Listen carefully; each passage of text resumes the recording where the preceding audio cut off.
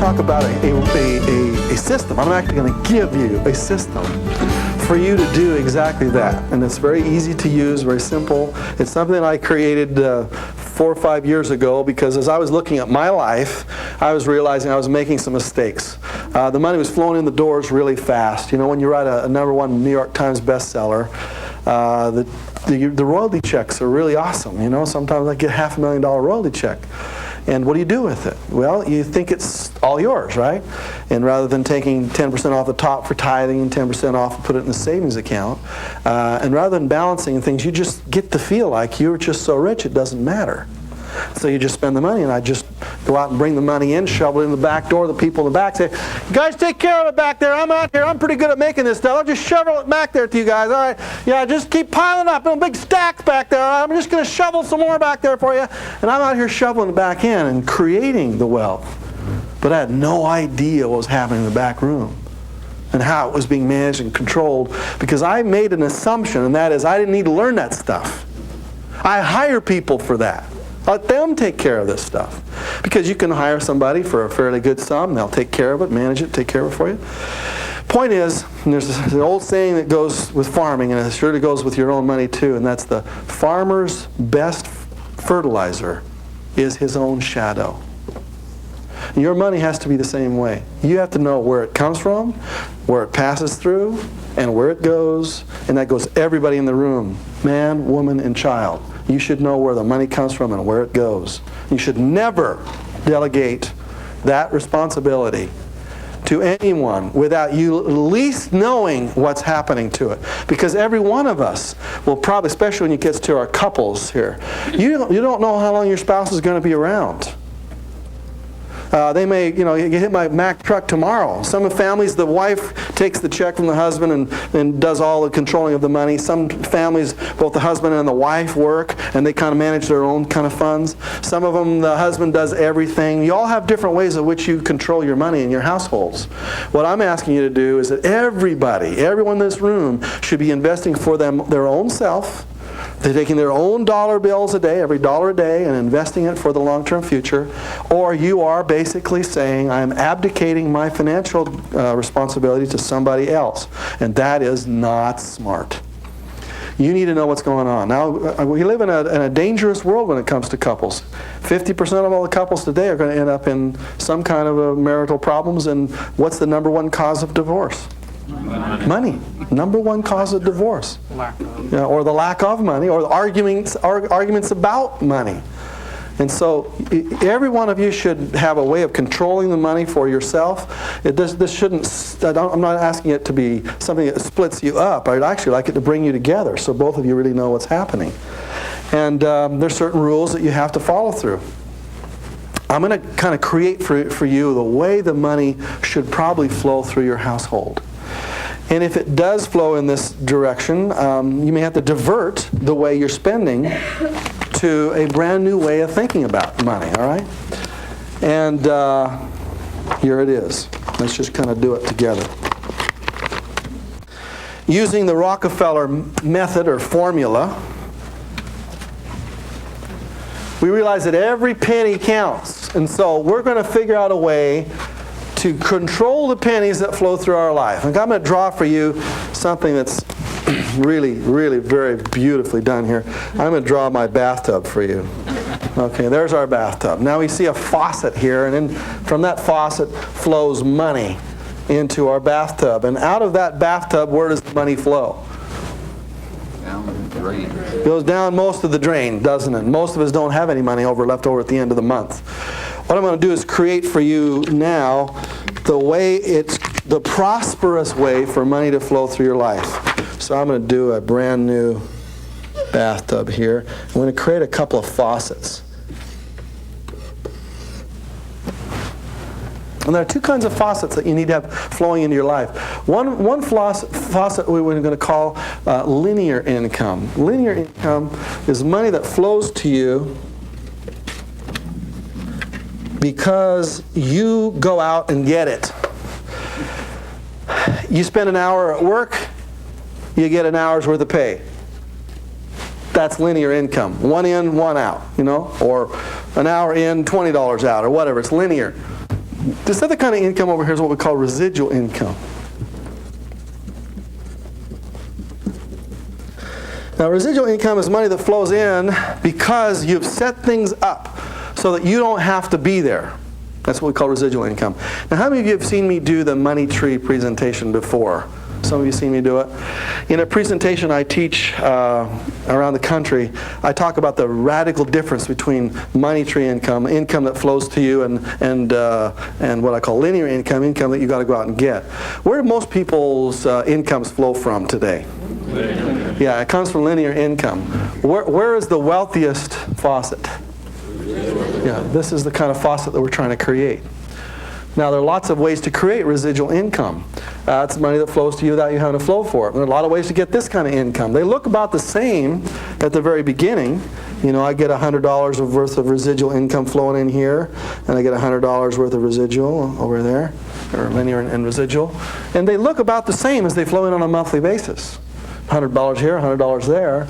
But is there a radical difference between these two? Now, this is a $100 one-time thing. If you're there and you make it, great. This is $100 a month for the rest of your life, whether you're there or not.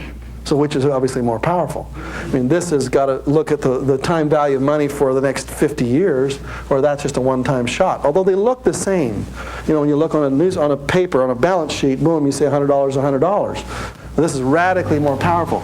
Your goal is to get as much income here as you possibly can. And the question you got to ask yourself every day is, how much time do I spend every day creating residual income? Now, if I work at a job, what are the ways in which I could create residual income if I work at a regular salaried position?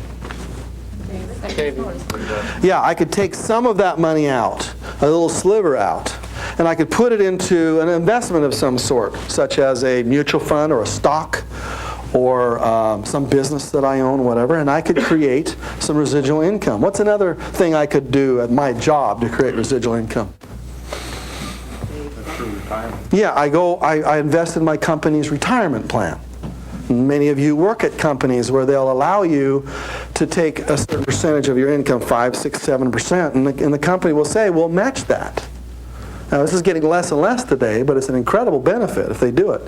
Because if you put in 5% of your money and the company matches that, how much is that return on your money instantly? 100%. 100%. Now, what was the rate of return I said was a really pretty good rate of return? If I could get 10 to 15 to maybe 20%, that's an incredible rate of return. If your company will make your money grow at 100%, then you should be maxing out every check you can get from your company. So I can work at my company and create a retirement plan by taking a little sliver of that money and getting over here to residual. The real key to it, though, is to make sure that you turn these faucets off and you turn these faucets on. And most of us are never taught that as kids. We're just not taught. What's another way to create residual income? Yeah, I write a book. Okay. Yeah, the book I wrote in 1980 called Nothing Down. Now it's 1995, 1996, 97. We're going to write the edition for Nothing Down for the year 2000. It'll be called Nothing Down 2000. I mean, every 5 years I get to revise this book. Basically, I just double the numbers. And then I just put it back on the shelf again, and people walk through, and Nothing Down's out there, and all my competitors are on the TV. They're talking about Nothing Down real estate. When they go to the bookstore, whose book do they buy? They buy my book. So that's just wonderful. So, yeah, I write a book. I get royalties. That's a fun word, isn't it? Royalty. I love that word. What other ways to create residual income are there? Insurance. Okay. Oh, well, network marketing. Okay, network marketing, creating a residual income. What's any other ways? Insurance. Yeah, insurance. Anything else? Yeah, I could put money in investments. Isn't a dividend on a stock residual income? I bought a stock, I paid $10 for it. It pays $1 worth of dividends. That means that the stock is just pumping off like an oil well. And that's a residual income. I didn't have to work for it. I just had to buy the stock and hope that the company just gave me these benefits. That's what residual income is. We'll be talking about those investments as we move along throughout today. What I want you to just get the concept is there are two kind of sources that are flowing into your bucket or your bathtub, and you want to get as much as you can into this thing right here. And every day you go to work, you got to ask the question, how much time am I spending here versus there? And am I diverting, or am I spending all my money that flows in here? Am I saving anything? Am I diverting anything to long-term residuals? If you're not, then you're basically saying that I am going to eat up my seed corn every day. I'm going to take all that corn that I could have go out and invest and put it in the fields, and that one kernel of corn can turn into 1,000 kernels. So every day, if I just eat up all my food, I'm just eating up my seed corn, and therefore I'm not going to be wealthy. I'm not going to be able to plant lots of crops out there. Now the money flows in from whatever these two faucets happen to be, and it flows out through various different leaks. So according to Rockefeller, what's the first leak? Charity. Yeah, I'm going to give a number to each of these leaks, and there are basically 10 of them. Okay? 1, 2, 3, 4, 5, 6, 7, 8, 9, and a little side one over here, which we call 10. I'm going to change all of your financial thinking into 10 leaks. Now, how many of you are using Quicken right now to manage your money? See, raise your hands on, or some other computer program. You're going to change your Quicken categories to these 10 leaks. I've done it on mine. It's very easy and simple to do. A lot of times when you're using Quicken, it gets so complicated because you got so many ways and categories for your money that you don't analyze it very well. And I want you to be simple. I want you to be able to do it in your head. You don't have to do it on a computer. I want there to be 10 ways for money to flow out of your life. And then I can divide those 10 ways into little subcategories if I want to. But most of us don't need to manage our money more than 10 through 10 leaks. So the first leak would be the leak of charity, all right? So we're going to put charity right down here. Now, well, that's strange. We would put money to other people before we would put money to ourselves. Where does the charity leak usually go for most people? Bottom. It goes at the last. It's the last leak we analyze. Let's see, first we take care of our family, then we take care of our house payment, we got our car payments, all that. Now, if there's any money left over, then we'll help other people with that, right? Yes? Charity, is that before or after taxes? That's before taxes. It comes off right off the top, right before taxes. Because if I do it right off the top, then I get to take it off my taxes. And therefore it lowers my tax bill. And therefore, instead of letting the government decide where my money goes, I pull it off the top, and I get to decide which charities I want to bless. And I don't want to let the government decide which money they want to send to help whatever poor people they're trying to help out there. I get to control it. So charity would be my first leak. Now, why do you think Rockefeller did that? First leak. Why did he teach his kids to do that? When you give, you receive. When you give, you receive. Now, this is all kind of airy-fairy stuff. Is that a law of nature? Does it really work? Yeah. When you give, you receive. What are the other psychological reasons why Rockefeller wanted his kids to do that first, not last? Discipline. Yeah? Discipline, number one, yeah? To instill compassion. To instill compassion, yes? There's plenty. That there was plenty, and I think that's probably the most important part there. You see, when you leave it to the last, there's never any left. There's just none left. There's a $50 here or $20 there. But if you do it first, basically what you're saying is, universe, I think the source of all wealth comes from you anyway, so I'm going to just do that first, right from the very beginning. You give it first, not last. Now, all of us in this room believe in some form of God, right? Well, maybe I shouldn't use that word so strong. Maybe a universe is the word we'll use. It's a little less, grumbly here. You should never talk about politics, sex, or religion, right? We're going to talk a little bit about spirituality for just a moment. Why do you think that some of the wealthy people you see out there can be pinched the pennies like nobody's business, and yet they'll write a $50 million check to their alma mater? Or they'll set up a whole structure of a charity foundation. When you go to lunch with them, they're real careful. They pinch them. But they write these huge checks. It's a paradox, isn't it? Isn't it a paradox? They can be so careful on one side and so incredibly generous on the other. And what I'm here to try to tell you is that they are both part of the same coin. That you have to have both of those pieces to you. And the way to first start out is to send a message to the universe that you are going to create your wealth, and that the reason for your wealth is for you to help other people. And that you're going to prove that from the very first penny. That as the money flows in from the very first penny, you're going to search out people who need it, and you're going to specifically put it into your budget and pay it that way when you have $1,000 a month than when you have $100,000 a month. Because I'm going to tell you, it's so difficult when you have $100,000 a month to write the $10,000 check. It's just different. If the habit is not there, it just doesn't come. If the habit is there, then as the checks grow, then you'll just do it. And therefore, I'm going to challenge every one of you to be thinking about that as your first investment. And you can try it your way, I don't care.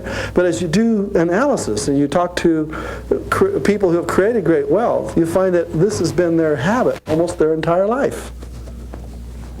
And I want to know why that is. And it's because it's one of the reasons that they are wealthy.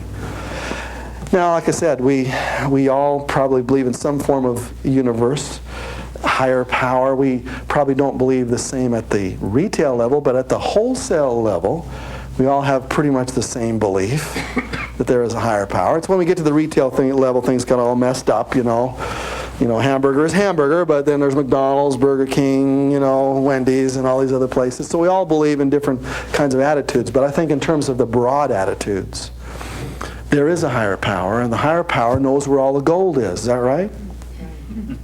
Does the higher power, God if you wish, know which stocks to buy tomorrow?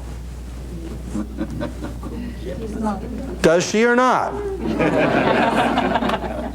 Huh? How many of you believe that the higher power probably knows which real estate corners would be the ones you'd probably want to invest in? Yeah, okay. Probably knows a little more than you do. And I find it so strange that people don't involve God in their financial decisions. As if kind of like, I'm just going to do it on my own, thank you. Please, I can do this by myself. Instead of saying, hey, should I short IBM tomorrow or what? What shall I do? Now, that may be just a little crass to put it that way, but I've always found, in the strangest kind of ways, that if I live my life in the spiritual way with money, because it's all spiritual anyway, frankly. We can argue about it all day long, but it's all spiritual. If I live my money life in a spiritual way and really involve the universe and say, okay, I'm going to make some money this month and I want to know where you want me to give it. Who do you want me to give it to? Your soul expands and you become wealthy with a capital W while you're making the small w wealth along the way. And the year 2000, that's going to be an incredible party, isn't it? The end of a decade, the end of a century, the end of a millennium, the beginning of a new decade, century, millennium. It's going to be a party. So where do you want to be when that happens? When the ball drops and old Dick Clark, there, young as ever, rings in the new decade, century, millennium. There are not very many people in this room who were here last time that happened. What are you going to do? How's it going to be? Where are you going to live? What's it going to be like? How financially solid are you going to be at that point? If you don't do the second one here, you basically say, I'm going to live for the moment and the future, heck with the future. Now, if you'll do these two first, it makes your present even better. Because what's the third leak? Yeah, it's taxes. Taxes. In order of priority, this is the way it flows. It flows to God, and it flows to yourself, then it flows to Uncle Sam. Because then, after you've taken care of those three particular responsibilities, then you can do the next step, which would be, what's the most important thing next in your order of priorities? Got to have my shelter, that's right. Got to have a place to live. Now, that'd be leak number 4, shelter. So the money flows out of these faucets, and as it flows in here and starts to fill up your particular bathtub, it's going to flow out these leaks in order of these priorities. Then when it comes to leak number 5, if I got my shelter taken care of, what's the next thing? Yeah, and I'm going to call that household, because that will fit in a kind of a multitude of things. It'll fit food, it'll fit clothing, it'll fit things that happen in the house. Something gets broken here and there, we're going to put that into household. And remember, this is a very broad category, so if you're using Quicken, you could take category number 5 and break it down into lots of little tiny things like food and clothing, etc. And after I've got my house and my food taken care of, then what's the next thing in order of priority? Gotta get to work, don't I? So I gotta have my transportation. So I'm gonna call that auto. And that'll be auto insurance and car payments and gasoline and oil and anything else to fix up that car, because that's in order of the priorities. Now when I get to 7, what's the next order of priorities there? Yeah, I've done all this hard stuff at this point. If I hadn't had some fun by this time, I'm going to go nuts. So we're going to put some fun into leak number 7, and that's an easy number to remember anyway when it comes to fun. 8 would stand for what I call insurance. I mentioned insurance earlier, and I was mistaken on that. I want to put all insurance under one leak.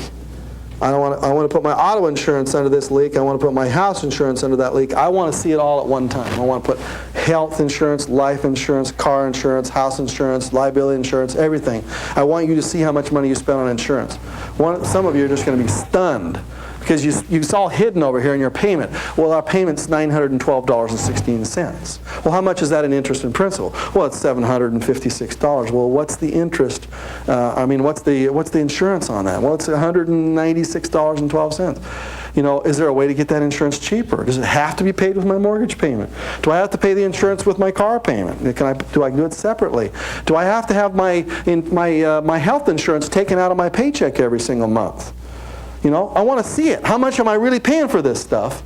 Because I can guarantee you that all of you in the room are paying 20, 30, 50% or more than what you really have to, is because most of it's all hidden out there. In other words, I'm saying that some of you in the room are throwing away $100 to $200 a month. You're literally ripping those little dollar bills up in tiny little piles every single month because you just haven't looked at it.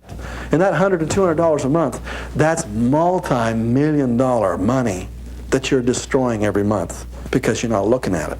Okay? Number 9 is what I call miscellaneous, or I'm going to put the first word, debt/miscellaneous.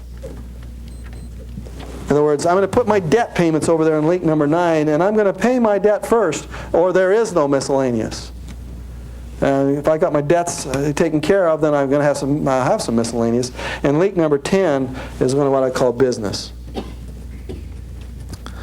And if you're not in some form of business, you got to be. And the reason I'm going to put it over here is because it relates to almost every of the other leaks as we do it. Okay, let's spend some money. We go to the store, we buy a pen. How do we categorize it? Where is it?